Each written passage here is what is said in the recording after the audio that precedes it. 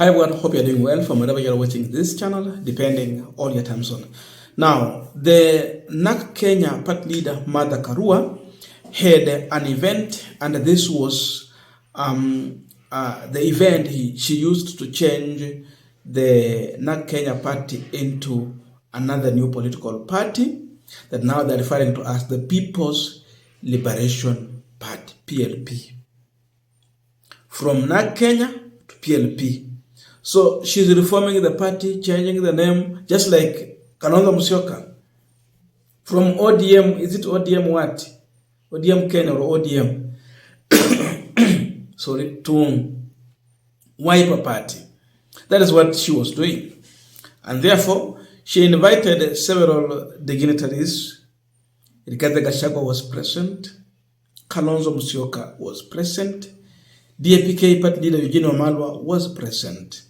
Of course, the Inject party leader Murara Kibaso was there, and there was Kisii Senator Richard Onyonka representing the former Interior CS Freddy Okengo Matiang'i, among other leaders.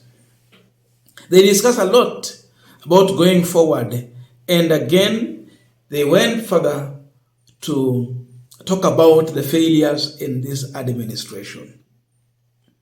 Now, after that, William Ruto used his time while in the coast region to respond to that event. A whole president now here responding to this, and this response should point to a direction to tell you something indeed. You look at the tone of the president, the statement coming from his mouth. It reveals the panic that Ruto is going through, the fear that is feeling from this new formation here. And this is what Ruto said. Wengine naona wanajaribu kutengeneza wanatengeneza chama. I see some people are trying to form a political party. That when they meet, for 4 good hours, they are discussing William Ruto. So it's asking 4 hours, discussing Ruto. Is that party belonging to Ruto? Is it a Ruto's party? He goes on to refer to these leaders as matapeli.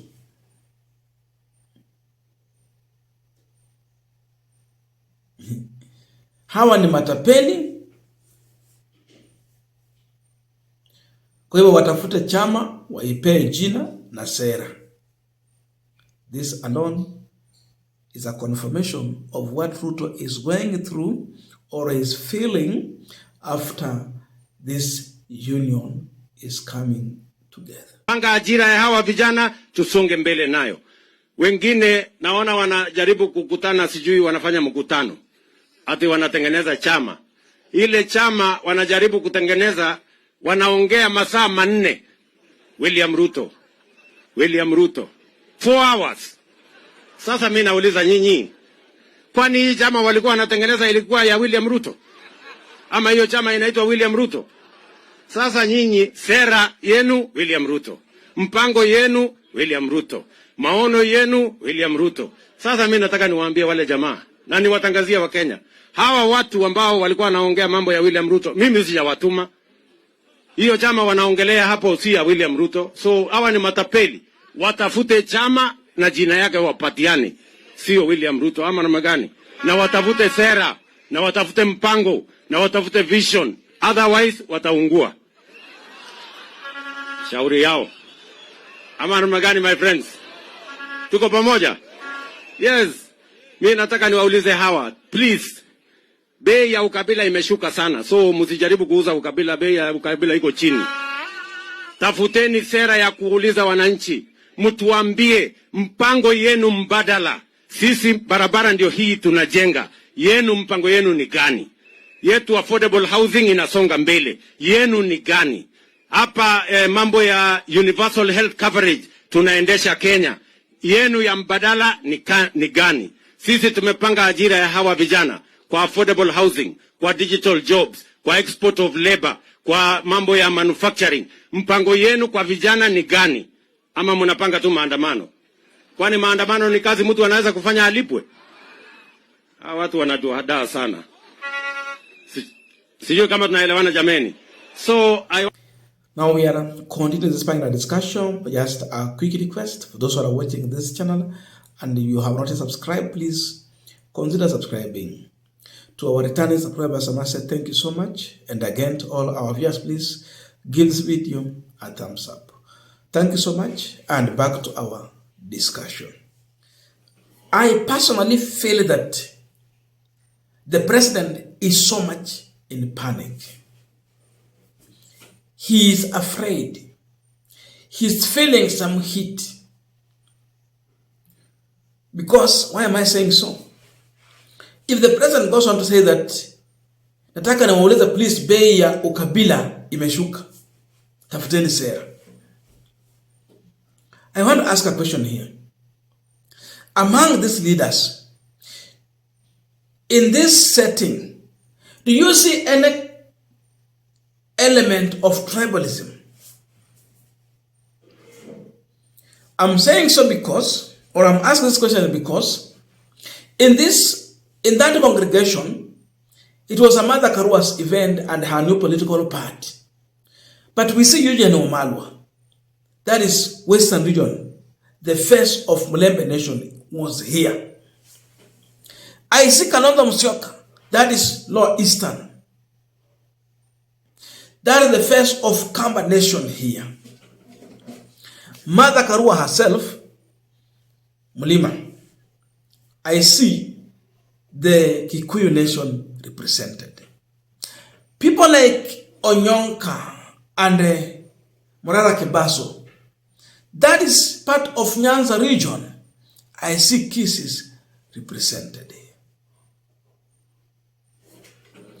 How can you refer to such a meeting as a tribal meeting that you are saying that the price of tribalism is now too low?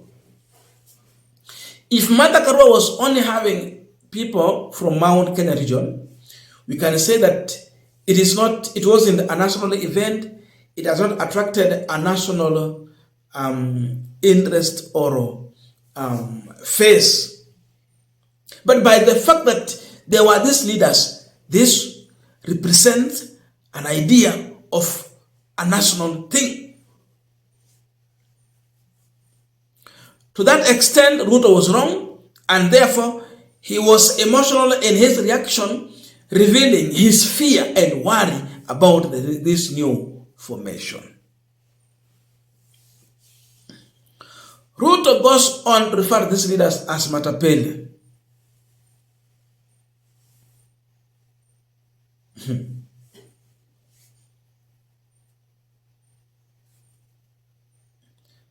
You know, matapeli means scammers.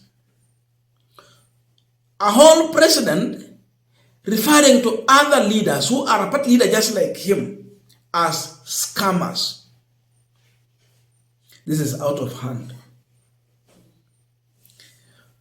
We said during the 2022 campaign that if you vote for President William Ruto, he is one man who makes a decision depending on his emotion. A man driven by emotion. I think you are right. You can't call other leaders scammers without any evidence of scamming. Matapeli, jameni. What have they scammed? Kenyans are talking about affordable housing as a scam. Who is behind that? William Ruto, the president. At least they can point here and there. What about these other leaders? That's what I'm telling you. Ruto is in panic.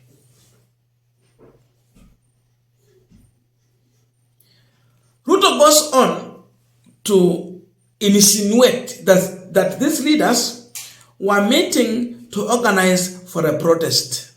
Munapanga tu maandamano. I mean, did you see anywhere these leaders discussing about the next protest? It indicates that Ruto is a scammer. He is a liar And that extent, he is speaking out of fear, panic, for an unknown position of these people. Hajui. Ameangaika mawazo, ametaabika, akona uoga. Because you can't say that people are planning for protest, yet you don't have any information about that. I never saw anyone talking about protest, but be it so. What is the problem? Protest is a way, one of the ways of expressing your disagreement, disgruntled with what the regime is doing. Be it even a company where you are working. You have a right to protest. Lakini kwa mawazo yake anaona hawa wanapanga maandamano. Now, if you bring these leaders together, it is an indication of the upcoming coalition. Remember, this president was in a coalition that wasn't the majority. Azimio coalition had so many political parties and it had the majority. He bribed his way to get the majority. He bought people and political parties. Today there is another formation here that Ruto is also worried about. That, hey, how comes these people are now, organizing themselves? I see panic in the president. I see fear. I see worry. And that can be explained in his attempted expression to what is going on. Otherwise, if this meeting had not any value or cause any panic to Ruto and his administration, there's no way the president will waste his time talking about what was discussed there. By the fact that he talked about it, it shows the worry. I don't know your views, but let us know in the comment section to continue with this discussion. Thank you so much and see you in our next video.